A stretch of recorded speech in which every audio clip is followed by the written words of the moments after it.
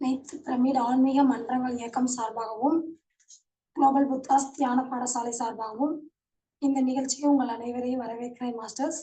இன்னைக்கு நம்ம பத்ரிச்சியோட 5 finger concept தான் பார்க்க போறோம். நேற்று 5வது பார்த்தோம். இன்னைக்கு நம்ம 6வதா அவங்க என்ன சொல்லியிருக்காங்க அப்படிங்கிறத பத்தி தான் நம்ம பார்க்க போறோம். இன்னைக்கு பத்ரிச்சியோட 5 ஃபிங்கர் கான்செப்ட்ல நம்ம இந்த உணவுகளை பத்தி நம்ம பார்க்க போறோம்.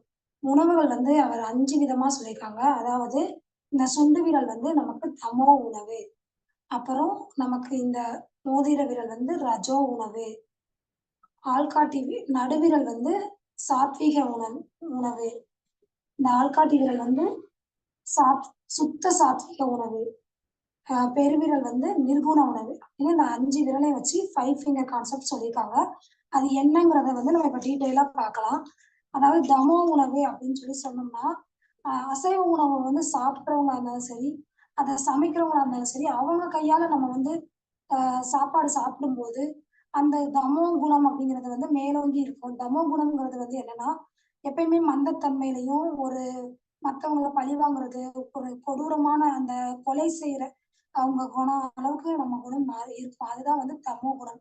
அந்த தமோ குண உணவு சாப்பிடும்போது நம்மளோட எண்ணங்களும் சரி, நம்மளோட உணர்வு நிலையும் சரி ரொம்ப மோசமான நிலையில தான் இருக்கும். நம்ம ஒரு கீழ் நிலையில தான் இருப்போம். அந்த இருள் நிலையில தான் இருக்கும். அதனால இந்த தமோ உணவு அந்த சமைக்கிறவங்க கையால நம்ம சாப்பிட்றத நம்ம நிறுத்திடணும். நம்மளால தியானத்துக்கு போக முடியாது அப்படிங்கிறத சொல்றாங்க.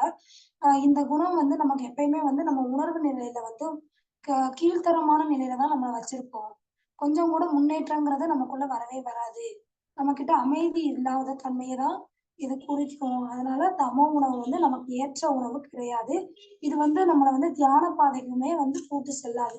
நம்மளை ஒரு மோசமான பாதைக்கு மட்டும்தான் இழுத்துட்டு போகும். அதனால இந்த தமோ உணவு சாப்பிட்றவங்களா இருந்தாலும் சரி, அதை சமைக்கிறவங்களா இருந்தாலும் சரி, அவங்க கிட்ட வாங்கி நம்ம உண்ற உணவு நம்ம குணங்கள்ல மோசமான எண்ணத்தை தான் உண்டு பண்ணும். அவங்க ஒரு அசைவ உணவகத்திலேயே போய் நம்ம சைவ உணவே சாப்பிட்டாலுமே அது அந்த தமோ உணவை தான் குறிக்கும். அங்க போய் நம்ம நல்ல உணவு கிடைக்கும் நம்ம எதிர்பார்த்தாலும் அது முடியாது. அது மாதிரிதான் அசைவ உணவு சாப்பிட்றவங்க சைவ உணவு சமைச்சு கொடுத்தாலும் சரி, அவங்க அசைவ உணவு சமைக்கிறவங்களா இருந்தாலும் சரி, ஒரு ஆடு கோழி இதை கட் பண்ணி வியாபாரம் பண்றவங்க கையால நம்ம சாப்பிட்டாலும் சரி, அது நமக்கு தமோ குணத்தை தான் கொண்டு சேர்க்கும். அதனால அந்த குணம் நமக்கு எந்த முன்னேற்றத்தையும் கொடுக்காது. இந்த குணம் நமக்கு வாழ்க்கையில தேவை கிடையாது அப்படிங்கிறத பத்திரிச்சி சொல்லியிருக்காங்க. நம்மளால தியானத்துக்குள்ளேயும் இந்த குணம் இருந்தா போக முடியாது இந்த உணவை சாப்பிடும்போது. அதான் அவங்க சொல்லியிருக்காங்க. 2வது ரஜோ உணவு. ரஜோ உணவு அப்படிங்கிறது அடுத்தவங்க மேல போட்டி, பொறாமை, நமக்குள்ள ஆணவம் தலை தோங்கி இருக்கும்போது நம்ம நான் தான் அப்படிங்கிற அந்த எண்ணம் இருந்தாலும் சரி, அதுக்கப்புறம் பணம், பெயர், புகழ், பணம் தான் முக்கியம் அப்படிங்கிறது இருந்தாலும் சரி, அந்த ரஜோ குணம்ங்கிறது நமக்கு இருக்கும். அவங்க சமைக்கிற உணவை சாப்பிடும்போது நமக்கு அந்த பணம் அப்படிங்கிற ஒரு எண்ணமும், அந்த போட்டி அப்படிங்கிற ஒரு தன்மையில தான் நம்ம இருப்போம். அந்த ஆன்மீக பாதைக்குள்ள நம்மளால போகவே முடியாது. நம்மளால கஷ்டத்திலேயே மட்டும்தான் சுழன்றிருக்க முடியும். அதுல வெற்றியும் அடைய முடியாது. ஏன்னா நமக்கே தெரியும், ராவணன் ரஜோகுணம், அந்த அடுத்தவங்க பொருளுக்கு ஆசைப்படுறது, இந்த மாதிரி இருந்தாங்க. ஆனா அவங்க கடைசி என்னன்னா தோல்வியை தான் அடைஞ்சாங்க. அதே போலதான் ரஜோ உணவு தோல்வியை தான் கொடுக்கும். நம்மளால ஒரு முன்னேற்றத்தையும் அடைய முடியாது. நம்ம மனநிலையிலும் சரி, உடல் ஆரோக்கியத்திலையும் நமக்கு கஷ்டம் மட்டும்தான் வரும். இந்த உணவு சமைக்கிறவங்க கிட்ட ரஜோ குணம் உள்ளவங்க சமைக்கிற உணவை நம்ம சாப்பிடும்போது நம்ம கிட்ட கோபம், விரக்தி இதுதான் நமக்குள்ள வரும். போட்டி மனப்பான்மை இதுதான். அதனால இந்த ரஜோ உணவும் நம்ம வாழ்க்கைக்கு இது தேவையில்லாதது அப்படிங்கிறத சொல்லியிருக்காங்க. இந்த ரஜோ குணம் இருந்தாலுமே நம்மளால தியானத்துக்குள்ள போக முடியாது. நமக்கு தியானத்துக்கு தேவைப்படுதுன்னா நம்ம சாத்வீக குணத்தோட இருந்தா மட்டும்தான் நம்மளால தியானத்துக்குள்ள வர முடியும். ரஜோ உணவு அப்படிங்கறது எடுத்துக்கிட்டோம்னா நமக்கு அதிகமா இந்த காரமான உணவோ, அப்புறம் இந்த லாகின் வஸ்து அப்படின்னு சொல்றாங்களா, இந்த பட்டை, சோம்பு, இந்த மாதிரி இதெல்லாம் அதிகமா நம்ம உணவுல சேர்க்கும் போது கூட இந்த ரஜோகுணம் நமக்குள்ள அதிகமா வருங்கிறதையும் சொல்றாங்க. அதுக்கப்புறம் சாத்வீக உணவு அப்படின்னு எடுத்துக்கிட்டோம்னா அது காய்கறிகள், பழங்கள், கீரைகள், தானியங்கள், பருப்பு வகைகள், அப்புறம் நட்ஸ், இந்த மாதிரி உள்ளதுதான் சாத்வீக உணவுன்னு சொல்றாங்க. இந்த உணவை நம்ம சமைக்கும் போதும் அந்த இயற்கை குணம் மாறாம அதுல செயற்கையா எதையுமே சேர்க்காம நம்ம சாப்பிடும்போது அந்த சாத்வீக குணம்ங்கிறது நமக்கு மேலோங்கி இருக்கும். இது வந்து மனம் அமைதியா இருக்கிறவங்க, ஒரு ஆன்மீகத்துல இருக்கிறவங்க, அவங்க மட்டும் தான் வந்து இந்த சாத்வீக குணத்தோட இருக்க முடியும். அவங்க வந்து எப்பயுமே வேற எந்த எண்ணங்களும் இல்லாம, ஒரு அமைதி தன்மையோட அவங்க சமைக்கும்போது, அந்த உணவு வந்து சாத்வீக குணத்த வந்து குடுக்கும். இந்த சாத்வீக குணத்துல நம்ம இருக்கும்போது மட்டும் தான் நம்மளால ஆன்மீக பாதைக்குள்ளே வர முடியும். அந்த தியானத்துக்குள்ள வந்து நம்ம வந்து இருக்க முடியும். இல்லன்னா வந்து நம்மளால ஆன்மீகத்துக்குள்ள வரவும் முடியாது. தியானம் வந்து நம்மளால உட்கார்ந்து பண்ணவே முடியாது. அதனால சாத்வீக குணம் கொஞ்சமாவது இருக்கணும். அப்பதான் வந்து நமக்குள்ள தூய்மை, அமைதி, இரக்கம் இந்த மாரி குணங்கள்லாம் நமக்குள்ள இருக்கும். இல்லன்னு வச்சுக்கோங்க, நமக்கு வந்து மோசமான குணங்கள் அந்த ரஜோ, தமோ குணங்கள் வந்து ரொம்ப மோசமா இருக்கும். ஆனா சாத்வீக குணமுமே வந்து நம்மகிட்ட வந்து அந்த கொஞ்சம் கொஞ்சம் மத்த குணங்களும் இருக்கிறதுனால, அத விட இன்னும் நம்ம வந்து உன்னதமான குணத்துக்கு நம்ம மேலோங்கி போகணும். அதனால தான் இது வந்து நம்ம உணர்வு நிலை வந்து நல்ல இத தான் குடுக்கும். சாத்விக உணவு வந்து நம்ம உணர்வு நிலையிலும் சரி, நம்ம ஆரோக்கியத்திலும் சரி, நல்லா தான் நம்ம இருப்போம். ஆனாலும் இன்னும் வந்து நம்ம வந்து சுத்த சாத்விக குணமா மாறணும். நம்மளோட குணம் வந்து எப்பயுமே வந்து நல்லத பத்தி மட்டும் தான் சிந்திக்கணும். வேற எந்த கெடுதலான பாதைக்குள்ளயும் நம்ம போகாம, எப்பயுமே நல்ல எண்ணங்கள், தூய்மையான எண்ணங்கள், மத்தவங்களுக்கு நல்லது செய்யணும்.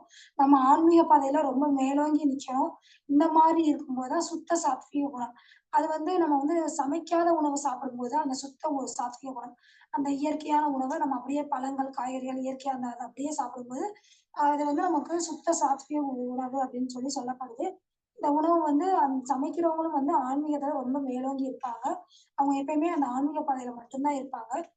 வேற தவறான எந்த சிந்தனைக்குள்ளயும் போக மாட்டாங்க. அவங்களோட எண்ணம் ஃபுல்லாவுமே சமைக்கும்போது கூட, அவங்களால எந்த தேவையில்லாத எண்ணங்களுக்குள்ள போகாம, நல்ல ஒரு மனநிலையில அன்பாகவும், ஒரு மத்தவங்களுக்கு அந்த உணவு போய் சேரும்போது, அவங்களோட குணங்களும் நல்ல விதத்துல இருக்கணுங்கிறதுக்காக, அவங்க வந்து ஒரு நல்ல எண்ணத்தோட சமைச்சு குடுக்கும்போது, அந்த உணவு வந்து சுத்த சாத்விக உணவாக மாறுது. அது நம்ம சாப்பிடும்போது, நம்ம வந்து ஆன்மீக பாதையில முன்னேறி போகலாம்.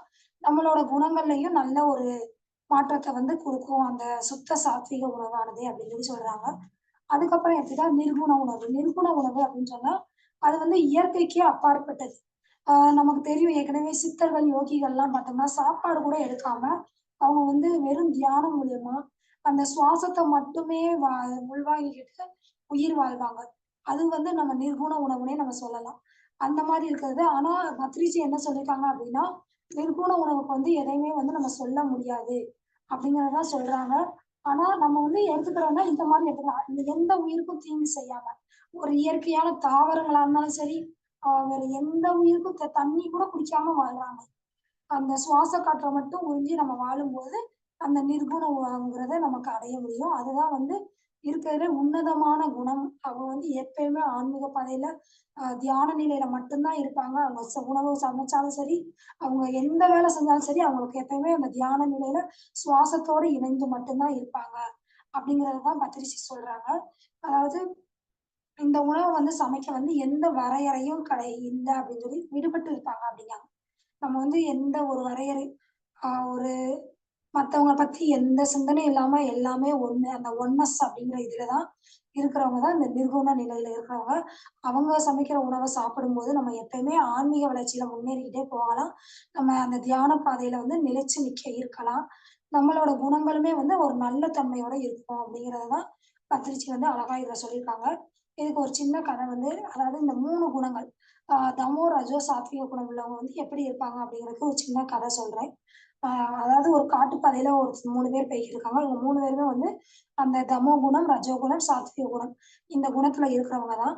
அவங்க போகும்போது வந்து ஒருத்தன் வந்து ரொம்ப க பணம், நகையோட போறான். போகும்போது அவங்க 3 பேருமே அவன புடிச்சு அந்த நகை, பணத்த எல்லாத்தையுமே கொள்ளையடிச்சிடுறாங்க.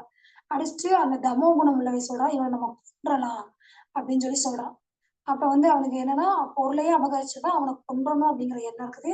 ஏன்னா, அந்த தமோ குணம்ங்கிறது வந்து அவங்க அழிவுக்கான அந்த இதுல தான் இருப்பாங்க. அதனால அவன் அப்படி நினைக்கிறான்.